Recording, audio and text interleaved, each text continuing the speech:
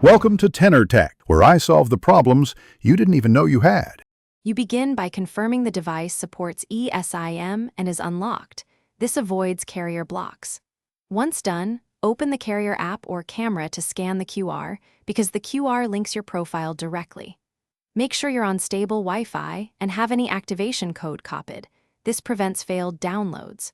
Also backup contacts and settings first so you can restore instantly if something changes. Now tap Add Cellular Plan and proceed to import the eSIM profile.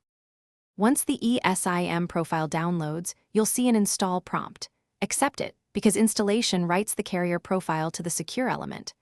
Then assign a label like primary or work so you don't mix lines, and select which line handles voice, SMS, and cellular data. If your carrier requires manual APN settings, enter them now to ensure data connects.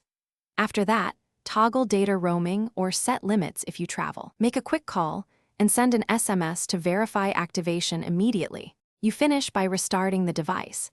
This resolves most residual configuration issues and forces a fresh carrier registration. Check signal strength, carrier name, and run a data speed test. These confirm the profile is fully functional. If MMS or voicemail fail, switch the default line briefly to retrigger network provisioning, then switch back.